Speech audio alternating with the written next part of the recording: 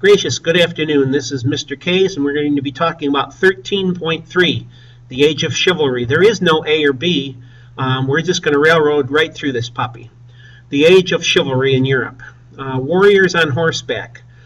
These warriors or knights were very deadly because they were mounted. Mounted soldiers were very valuable in combat because they were highly mobile and they were trained killers. We see mounted warriors during the reign of Charles Martel. Remember Charles the Hammer? At the Battle of Tours in 732, he defeated a group of Muslims coming up north. Also with warriors on horseback, under saddles and horses, you can put down leather saddles and stirrups. Helped knights to win battles because it kept them in the saddle, kept them from falling off the horse. As far as warriors' role in feudal society, we've got two ideas here. Number one, private armies of knights fought for nobles in exchange for land. There's that reciprocity again. I give you a chunk of land, you give me military service. And number two, a knight was a lord's vassal. If you're a vassal, you receive a chunk of land. Okay, under knighthood and chivalry, we see the term chivalry is a complex set of ideals, ideals, that demanded that a knight fight bravely. That was almost like what we see with the samurai bushido, a code of conduct that they were held to. Chivalry also included that a cowardly knight who disregarded chivalry faced shame in society. You could also put down that, well, don't put anything else down. Under war games for glory, you could say that knights would practice their skills in tournaments. They would win prizes. Sometimes these tournaments could be very deadly, but they practiced fighting in tournaments, and people would come to these fairs or these gatherings to watch them. Brutal reality of warfare. You could say by the 1100s, stone castles included large walls and guard towers. They served as homes for the nobles and defense at a time of crisis when they were being attacked. You could also say under the brutal reality of warfare, medieval warfare was bloody and brutal. That included crossbows, siege engines, S-E-I-G-E, siege engines, which would be nothing more than ways of getting up higher to the walls. Hot oil and hot water were pushed over the walls to discourage attackers.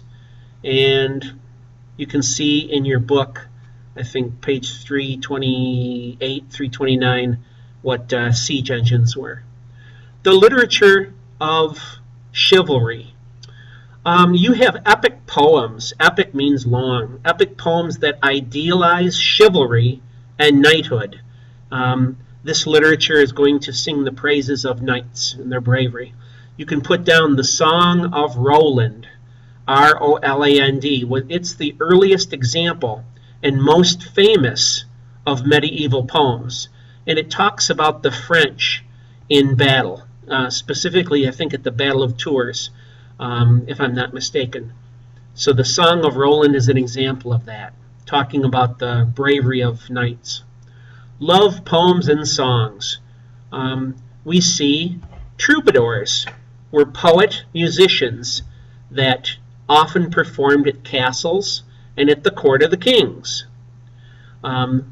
Popular songs and poems about a knight's undying love for his lord, his love, and his lady fair, including his lady fair, present artificial images of women. It just wasn't realistic that women were put up on pedestals and seen as objects of affection, but really weren't consulted on anything. That really wasn't what women were all about. But the most celebrated woman of the age was Eleanor of Aquitaine. She was a woman in a French kingdom who becomes very important because when her husband and later on her sons, or her husband, Henry II, was off fighting in the Crusades, she actually ruled the kingdom. And then later on, she was very famous for being mother of Richard the Lionhearted and King John of England. So Eleanor, a French queen, marries Henry II, who was an English king. And for a time, the kingdoms were united. The shifting role of women. They're going to begin to lose power. Women in power. Most medieval women were poor and powerless, and they worked day in and day out. A true knight is going to pledge to protect all women, and that's good news, but women's falling status. Although noble women controlled some matters, they began to lose real power. Why was this? Well, because of, I would say, chivalry. Women were seen as not really having a mind and not really having political power. Eleanor of Aquitaine was a notable exception. She is going to rule England at times when her husband, Henry II, and her sons were off on the Crusades. Well, you know what? We are done. We are done with our notes. This is Mr. K's with Chapter 13.3. Chapter 13.3. We out.